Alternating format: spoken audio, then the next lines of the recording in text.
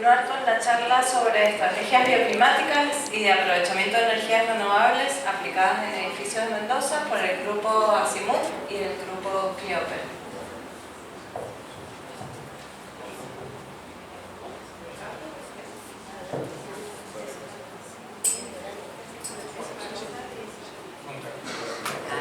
Bueno, buenas tardes.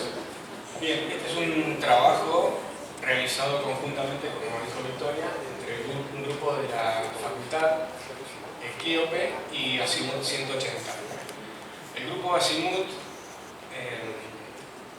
está constituido por profesionales de distintas disciplinas que luego de cursar la maestría en Desarrollo Sustentable del Hábitat Humano de la Universidad Tecnológica Nacional deciden continuar reuniéndose semanalmente a los efectos de continuar con la tesis. Entonces sumar sinergia de estudio para terminar. Y a su vez aplicar esos conocimientos en el medio. Como objetivos fijados incluimos el diseño bioclimático, la eficiencia energética, la optimización de los recursos y el paisajismo sustentable, entre otros, pero son los fundamentales. Premisa de diseño es la eficiencia energética. Quiere decir que ponemos esta premisa a la par de todas las demás premisas que se ponen en un proyecto y que compite de igual a igual. Y la forma de trabajo adoptada se basa en el concepto de clima, confort y diseño.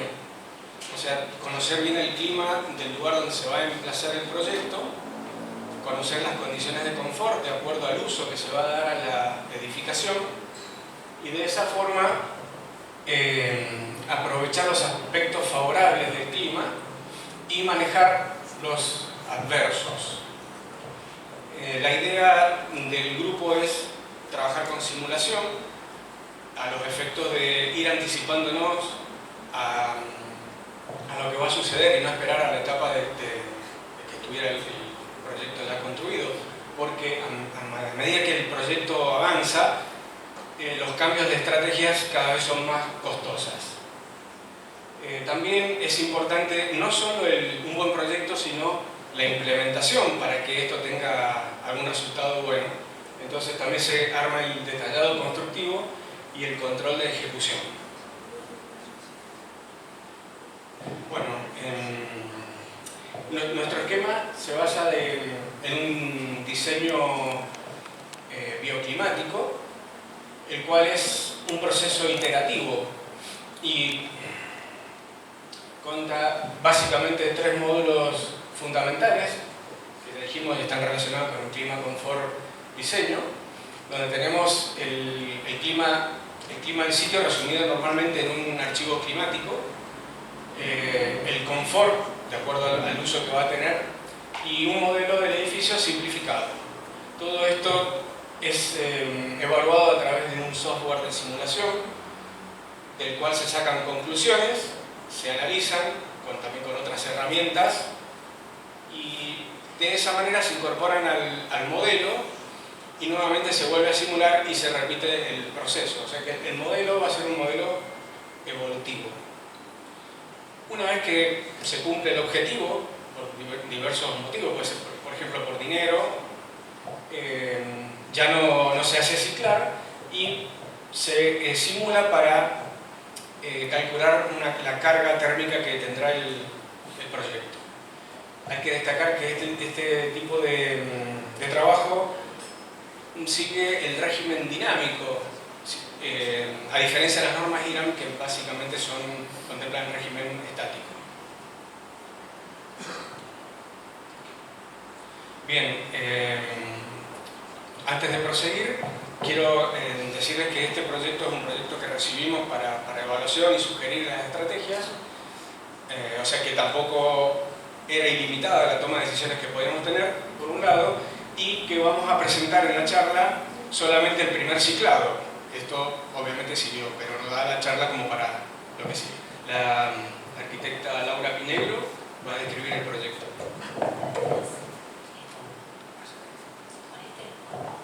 El proyecto que nos toca intervenir es un edificio de uso mixto ubicado en pleno centro, cuya orientación norte se veía obstruida por una medianera de 6 metros aproximadamente que complicaba la situación. Es un edificio, como dije, de uso mixto porque tiene diferentes requerimientos. Tenía planta baja consultorios, en primer piso departamentos y en el último piso un salón de usos múltiples, lo cual hacía distintas sus requerimientos para alcanzar el confort.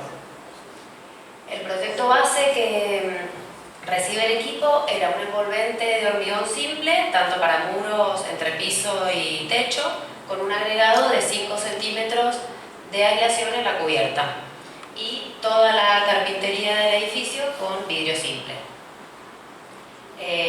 Lo que nosotros proponemos para mejorar la propuesta era agregar aislación en todos los muros perimetrales por el lado de afuera, aumentar esa aislación en la cubierta para llegar a 10 centímetros para el espesor del telgopor, agregar DBH en las carpinterías y seleccionar carpinterías de mejor calidad para poder mejorar esa hermeticidad.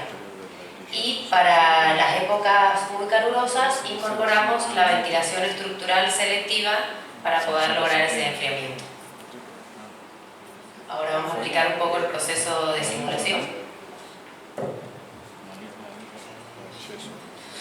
Buenas tardes. Bueno, comenzando con el proceso de simulación, puntualmente en este edificio y en otros que hemos simulado, hacemos una simplificación del volumen del edificio. Definimos las zonas térmicas, en este caso planta baja, primer piso, planta alta y zoom, puntualmente. En el sistema cargamos los materiales según los coeficientes de las normas giran, definimos los paquetes tecnológicos y procedemos a la simulación diaria y anual del sistema. Para la simulación elegimos un periodo de día típico de invierno y de verano, un promedio de 7 días típicos para el análisis del confort térmico y evaluamos el comportamiento diario de las variables. Estas curvas nos indican el desfasaje y el amortiguamiento que hay entre la cara interna y externa del muro. En este caso, en la propuesta base, tenemos un desfasaje de 2 horas desde la cara externa, que es la línea naranja, y la cara interna, que es la línea azul.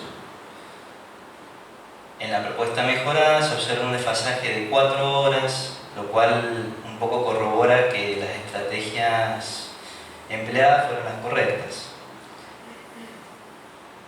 En la simulación diaria tenemos en la propuesta base una evaluación de la temperatura interna de aire y la temperatura externa. Puntualmente se observa una mejora durante las horas donde se necesita calefacción interna. En la propuesta mejorada se eleva la temperatura de aire interna de la zona. Este es un ejemplo, digamos, de la zona. No pusimos todas las zonas que analizamos, sino la más representativa, que es la planta alta. En los triángulos de confort, esta es una herramienta gráfica bastante útil porque nos posicionamos, digamos, con invierno y verano en el mismo gráfico. Tenemos por cada punto tenemos la temperatura media exterior de invierno y de verano, y en el eje Y tenemos la amplitud térmica. Mientras más se acerquen los puntos que están definidos por las zonas, mejor dicho, las zonas están definidas por estos puntos, mientras más se acerquen al triángulo mejor será el confort adaptativo que tendrá la zona o el edificio en sí. Acá ya con la propuesta mejorada vemos que las zonas en verano se acercan bastante a la zona de confort, en invierno todavía no, Esto indica también que requieren de energía auxiliar para acercarse a la zona de confort. En la simulación anual, los periodos de estudio que estudiamos, para la redundancia, de invierno y verano, elegimos temperaturas de confort de 20 grados para invierno, de 25 grados para verano. Los periodos son, como se ve, abril-octubre para invierno y en verano de noviembre a marzo. Con esto evaluamos la carga térmica para calefacción y refrigeración que necesita cada zona. En este cuadro se ve que en la propuesta base necesitamos energía auxiliar para calefacción, por ejemplo, en la planta alta de 56 gigajoules, en la propuesta base, y en la propuesta mejorada disminuye a 29. O sea que es bastante marcado la mejora que se obtiene con la implementación de las estrategias y aislaciones. Bueno, en este cuadro una comparación con las normas IRAN, lo que decía un poco Oscar se manifiesta acá, en base a un análisis estacionario de las normas IRAN en la propuesta base y en la propuesta mejorada. Con la simulación, al ser un análisis no estacionario sino dinámico, se obtienen valores un poco más precisos y se ve que disminuye bastante la carga térmica en función de lo que proponen las normas IRAN. Vemos que según la norma IRAN 11.900, los consultorios y los departamentos entran dentro de una calificación bastante... Bueno, acá en la propuesta base vemos que están fuera de rango, no califican directamente. Así que creemos que las estrategias usadas han sido las correctas según las normas también. Como conclusiones, bueno, con las estrategias seleccionadas se logra una mejora del 43% después del primer ciclo de análisis, como decía Oscar, y a partir del segundo ciclo se incorporan nuevas estrategias como los loops convectivos para mejorar la temperatura media de planta baja. Y ahora con las estrategias activas los dejo con el ingeniero Henderson. Gracias. Bueno, mi nombre es Germán, yo participo en el grupo Clíope con Roxana, que dio la charla anterior. Dijo que seguro les iba a contar algo de fotovoltaico y dije verdad. Me dedico prácticamente a esto. Así que bueno, en primer lugar quiero definir dos maneras de aplicar la energía solar fotovoltaica a un edificio, que es la aplicación de sistemas fotovoltaicos a construcciones o edificios y la integración del fotovoltaico. Son dos conceptos muy distintos que, si bien el fin es el mismo, que es producir energía eléctrica a partir de recurso solar, el primero lo único que hace es tomar los módulos fotovoltaicos y aplicarlos en un edificio a través de una estructura que es adicional al edificio. Mientras que el segundo, la integración, lo que se hace es reemplazar material del edificio e integrarlo. Tomando lo que dijo Roxana en el punto anterior, aplicar un sistema fotovoltaico en los sistemas del IPV producía un aumento del 10% del potencial de calentamiento global. Si nosotros lo hubiéramos integrado, ese 10% en realidad hubiera estado reemplazando, por ejemplo, a un pedazo de muro y esa porción hubiera sido menor. Entonces, por eso es una gran diferencia que hay que hacerla. En el caso de nuestro proyecto, nosotros planteamos tres posibilidades que las vamos a detallar ahora. Una cubierta que se basa en poner módulos en una estructura sobre el techo del edificio, porque no teníamos muchas más superficies. Aleros fotovoltaicos para cumplir una doble función, la de bloquear la energía térmica que ingresa al edificio en las épocas de verano, y además esa energía que bloqueamos poder transformarla en energía eléctrica. Y una pérgola, que esa pérgola lo que va a hacer es disminuir la cantidad de energía que entra a través del vidriado que da la terraza. Entonces, la primera es una instalación aplicada al edificio, mientras que las otras dos son integradas al edificio.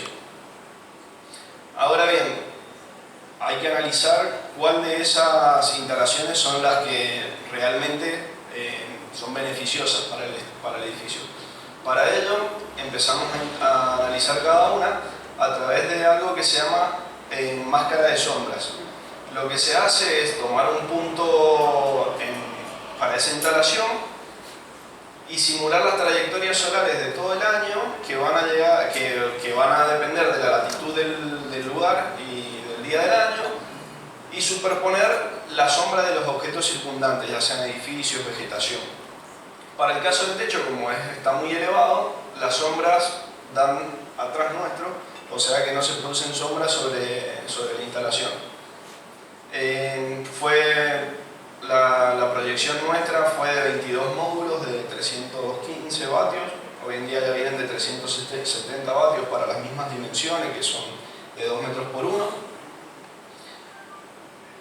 Analizando la segunda posibilidad, que eran los aleros, se realizaron máscaras de sombras para cada uno de los aleros, pidieron bastantes cubiertas, ¿está bien? Por lo cual es un punto importante para considerar si vamos a colocarlos o no, porque la instalación de aleros representa una complejidad estructural, ya que hay que hacer un diseño específico para integrar los módulos como aleros, y la instalación eléctrica también se complejiza por las canalizaciones y demás, hasta el punto de suministro. Y eran solamente 4 módulos que se podían colocar. Luego para la pérgola dio una curva bastante buena, se vio una proyección de sombras bastante difuminada, que es por la instalación de la cubierta de fotovoltaica que produce sombras sobre esa pérgola. Sin embargo, si nosotros vemos cómo fue el acceso de recursos solar para cada una de las instalaciones, vemos que tanto para el techo como para la pérgola el acceso fue muy bueno, mientras que para los aleros fue muy baja, 52%. Considerando que los sistemas fotovoltaicos con las sombras se comportan muy mal, o sea que un poquito de sombra afecta mucho el rendimiento de la instalación, un índice del 52 decidimos eliminarlo. Entonces luego se simularon las instalaciones del techo y de la pérgola, consiguiendo unas buenas curvas de producción de energía durante todo el año, dando como conclusión una instalación de 9 kilovatios que producirían alrededor de 13.900 kilovatios horas anuales. Eso representa aproximadamente la utilización de energía de 3 viviendas tipo, considerando que una vivienda consuma aproximadamente 4.500 kilovatios hora anuales. Así que bueno, eso fue el aporte que hicimos en el proyecto desde el grupo. Y acá bueno, vamos a mencionar, en el grupo, además de hacer las actividades que hacemos, siempre nos gusta decir que tenemos intereses en común, somos un grupo bastante grande y hacemos comidas solares para divertirnos, vamos a la montaña entre el grupo de trabajo y bueno, los chicos de seguro quieren presentarse. Bueno, ese es el equipo de trabajo de ASIMUT, así que bueno, muchas gracias.